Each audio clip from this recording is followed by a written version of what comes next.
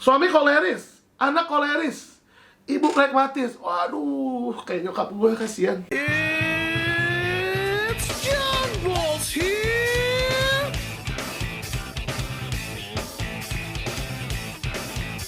Hai Seniors, this is John Balls here. Baik, waktu belajar John Balls. Hari ini kita mau baca buku lagi, Kenali Watak Agar Jiwa Kita Tenang, bros. Semoga ini jadi thumbnail biar gue gak usah ngedit lagi. Kayak gitu keren, karena kita mau lanjut. Kita mau baca lagi. Kemarin kita udah dibuat melayang-layang bersama Lembayung Senja, karena kemampuan dia membuat kata-kata yang sangat indah. Hari ini saya mau membaca tentang pragmatis memperoleh kebahagiaan. Ini kocak sih kayaknya, karena gini ya, gimana ya, orang pragmatis ya biasanya kan ya hidupnya damai-damai aja ya, standar. Oke, kita baca ya. Pragmatis memperoleh kebahagiaan. Kita lihat gimana orang pragmatis bahagia. Mungkin dia dapat jatah tidur siang lebih lama nih, karena orang pragmatis suka banget berleha-leha. Oke, kita baca. Oleh Aquarius. Kemarin Lembayung Senja, sekarang Aquarius, ya nggak? Terus ntar ada yang bilang, oh iya, Aquarius itu emang kayak gitu.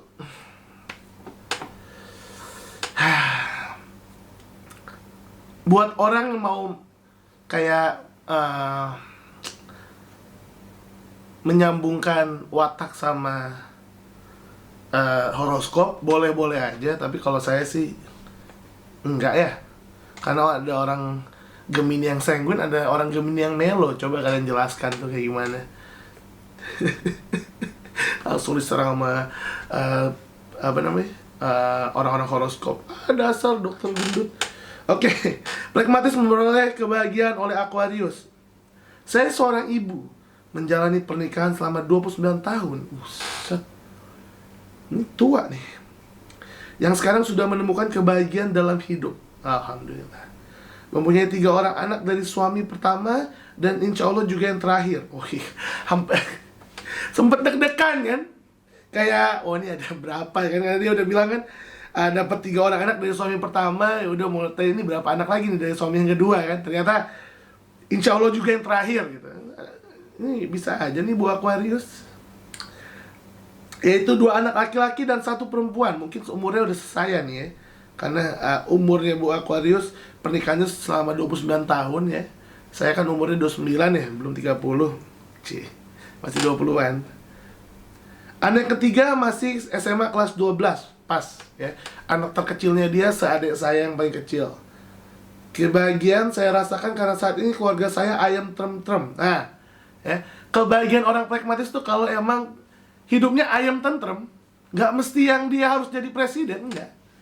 Kalau menjadi presiden, presiden yang tidur aja, santai. Bila terjadi konflik, masing-masing bisa mengendalikan diri sehingga tidak berkelanjutan dengan cara mempraktikkan ilmu yang saya dapatkan tentang watak. Mantap.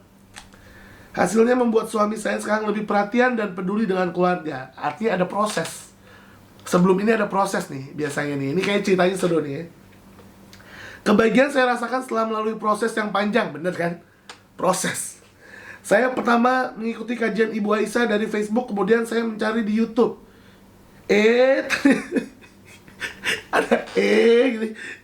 Ditulis E-nya. Ini otak pria wanita ya. Ternyata di YouTube sudah banyak sekali seminar-seminar dari Ibu Aisyah tentang berbagai macam watak manusia. Tapi YouTube-nya YouTube palsu. Setelah saya menyimak YouTube Ibu Aisyah, saya jadi lebih mengenali diri saya sendiri, benar. Jadi waktu itu emang banyak polemik YouTube palsu Bu Aisyah, tapi Bu Aisyah bilang udah biarin aja, karena yang penting mereka menyebarkan kebaikan, bukan hoax-hoax gitu. Jadi kayak membagi rezeki juga buat orang-orang itu. Ya itulah hebatnya orang pragmatis ya. Ibu saya orang pragmatis. Coba misalnya ibu saya orang kole kan, oh ya, ayo kita berantas semua biar duitnya kita semua kan. Saya berpikir gitu waktu itu soalnya. Artinya otak saya, bahwa saya ternyata mempunyai watak dominan pragmatis dengan kecenderungan suka menunda-nunda, suka bilang terserah, penyabar, serta senang menerka pribadi orang lain. Menerka.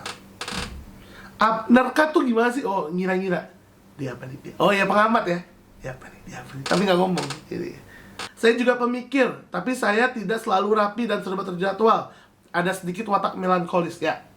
Emang walaupun dia punya watak melankolis, tapi karena pragmatisnya dominan, jadi jauh lebih santai. Beda sama orang melankolis yang duluan, ya. Jadi bisa lebih rapi gitu. Kalau pragmatis melankolis biasanya lebih santai. Karena sering banget orang pragmatis melankolis karena orangnya asik, santai, dan bisa bergaul kemana-mana, dikira pragmatis sanguinis, malah pragmatis melankolis gitu. Kayak dulu ada sahabat saya juga. Suami saya seorang PNS, tapi selalu punya kesibukan di rumah dengan memelihara hewan untuk menambah penghasilan. Walaupun kadang-kadang malah sering rugi. Ya siap. Ada kolenya nih kayaknya. Beliau pekerja keras dan serba cepat dalam bekerja, tapi tidak rapi dan tidak mau menerima masukan atau saran dari istri. Mudah emosi, berbicara juga seperlunya. Sesekali ngobrol dengan anak-anak dulu saat masih kecil-kecil dengan menggoda, sehingga anak-anak malah menjauh dari bapaknya. Di kole apa nih ya? Kole melo bisa, karena katanya berbicara seperlunya. Tapi kalau berbicara seperlunya, laki-laki juga seperlunya bicaranya. Jadi kole sanguin masih bisa, kole melo juga bisa. Kita coba lihat ya. Kalau tidak ada pekerjaan, beliau lebih suka tidur atau tiduran. Tidak menghiraukan saya yang sedang repot mengerjakan pekerjaan rumah. Kayaknya semua cowok kayak gitu ya, bukan masalah kole atau pleginya ya. Kayak apa? Belinya mampus kali ya, cowok-cowok tuh ya. Kayak gue juga gitu tuh, kalau misalnya ntar gue udah nikah kan, istri rapi-rapi, gue pura-pura mati. Pura-pura kayak ada beruang gitu kan. Kalau ada beruang, kita pura-pura mati. Ya, ada istri megang pengki, pura-pura mati. Beliau tidak telaten membimbing anak-anak. Katanya itu tugas seorang istri, sementara tugas seorang suami adalah mendoakan. Kalau saya ini orang jangan-jangan ya kayak gue sih. Coba-coba kita lihat ya. Begitulah gambaran suami saya. Perkiraan saya, watak suami itu koleris dan ada sedikit sanguinis. Nah, kalau misalnya gue ada prediksi dan dia juga ada prediksi, bener nih biasanya ya. Artinya seimbang ya. Ini plegi melo ketemu kole sanguin ya. Emang ya, sabar-sabar lah ya Bu Aquarius. Mungkin suamimu Virgo. Langsung tuh ntar yang udahlah lanjut deh, pusing gue ngomongin horoskop. Karena suka cuek dengan keadaan sekeliling, tapi tidak mudah bergaul dengan orang lain. Karena kolenya dominan apa? Jadi kadang-kadang saya bingung dengan watak suami ini, watak kolesa atau kolemo. Tapi yang jelas dominan koleris ya, siap. Mirip sama yang gue bilang tadi ya. Jadi kira-kira gue sama dia bingung nih ya. Kakak Aquarius kalau misalnya baca nih buku, misalnya nonton di video, DM deh. Ternyata gue kenal, oh lu gitu ya. Anak saya yang pertama berwatak koleris sanguinis. Suami koleris, anak koleris, ibu pragmatis. Waduh, kayak nyokap gue, kasihan. Anak kedua berwatak melankolis pragmatis, untung. Dan anak ketiga berwatak koleris melankolis. Buset. 3-2, 3 kole 2 plegi. Sebelum saya mengenal watak, saya sering berselisih dengan suami. Keadaan yang tadinya baik-baik saja tiba-tiba bisa berubah 180 derajat. Sering terjadi ketika berpergian berdua, yang awalnya sedang ngobrol santai, tiba-tiba suami marah karena ucapan saya. Sampai suatu saat saya pernah mendatangi kantor pengadilan, ingin bercerai saja. Oh pantas, pakai nama samaran ya. Karena sudah lelah berumah tangga dengan suami yang seperti itu ya. Emang kalau beda watak dan belum ngerti, pasti tuh ada tuh cekcoknya tuh dapet banget ya. Namun musibah menimpa saya karena ibu saya meninggal tepat pada tanggal pernikahan saya yang ke-10 tahun. Innalillahi. Saya berpikir bahwa itu peringatan dari Allah bahwa saya harus bertahan. Oke, boleh. Tahun demi tahun saya bersabar menghadapi suami dan kondisi seperti itu demi anak-anak. Kadang saya berpikir pada diri saya bahwa anggaplah saya sebagai single parent walaupun ada suami. Nah ini agak gimana ya? Untuk memperkuat diri ya bilang kayak gitu. Tapi sebenarnya salah juga bilang kayak gitu. Kayak law of attraction, apa yang kita pikirkan terjadi takutnya. Tapi mungkin dia bisa mengendalikan ini nantinya, kita lihat lanjutannya. Saya harus bisa memenuhi kebutuhan anak-anak. Kondisi itu saya anggap hal biasa saja. Kalau sedang marah, saya memilih diam sampai suami mau menegur saya lagi. Karena berarti kemarahannya sudah meredah. Kalau masih marah, beliau tidak mau menjawab walaupun ditanya. Ya benar juga sih. Mendingan kalau marah, pada saat kita keadaan level emosi yang buruk, diajak ngomong malah tambah parah emang.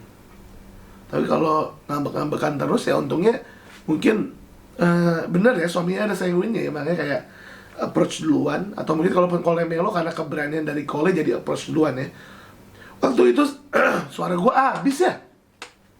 Waktu itu saya berpikir bahwa mungkin sifat suamiku seperti itu karena latar belakang kehidupannya dulu dengan orang tuanya. Bisa. Cole itu nggak selalu yang galak, keras gitu ya. Tapi Cole itu intinya pemimpin yang tegas. Kalau emang dia terlalu over, tegasnya jadi galak, bisa juga karena ada pengaruh dari orang tuanya. Maksudnya kayak wounded inner child ya, hipnoterapi, silahkan hubungi ya. Kemarin udah ada banyak yang bikin jadwal, udah 3 orang bikin jadwal. Ada yang online, boleh online ya. Tambah rame ntar ya, gak apa-apa, insyaallah. Bayarnya seikhlasnya. Asik. Saat itu saya sudah ikhlas menerima kurangan suami. Kadang saya ingin berbicara dengan niat baik, ternyata tanggapannya justru sebaliknya. Dia marah dan mendiamkan saya. Kejadian itu sering berulang. Waduh. Gara-gara ucapan saya yang salah, akibatnya membuat beliau marah lagi. Jadi emang bener ya, tenangin diri dulu. Sekarang saya menyadari bahwa perlakuan suami seperti itu karena saya belum mengetahui cara melayani suami sesuai watak dan bahasa kasihnya. Nih, ya, mantep nih. Ini siapa nih Aquarius nih ya? Nih, the next orang-orang bijaksana yang bisa jadi konselor nih. Pada suatu saat, saya mencoba melihat channel YouTube Ibu Aisyah Dahlan. Ternyata kajiannya bagus untuk diterapkan dalam keluarga. Akhirnya saya membuat materi-materi yang lain. Oh bener.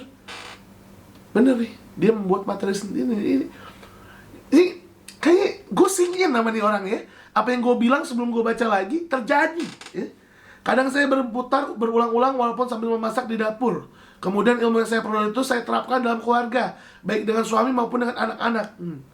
Ini ya. Kadang handphone saya keraskan suaranya sehingga suami juga bisa mendengarkan kajian Ibu Aisyah Dahlan.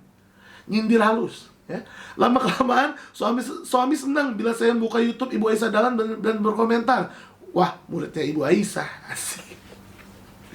Anak saya yang ketiga yang sedang beranjak remaja, yang kelas 12 ini ya, mempunyai watak melankolis, hampir mirip dengan bapaknya. Ia suka mengatur dan sulit diberi masukan.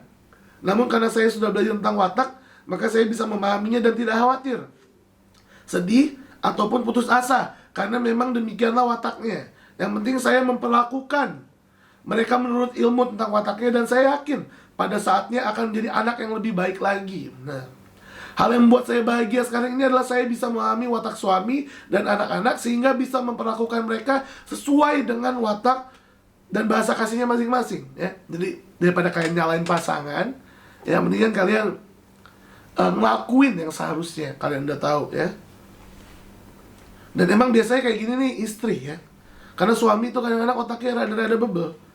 Sekarang sikap suami sudah berubah sekali. Beliau sudah peduli dengan keluarga. Nah, karena baterainya, ya, love language baterai kasihnya dipenuhi, jadi dia semangat, nggak lowbat.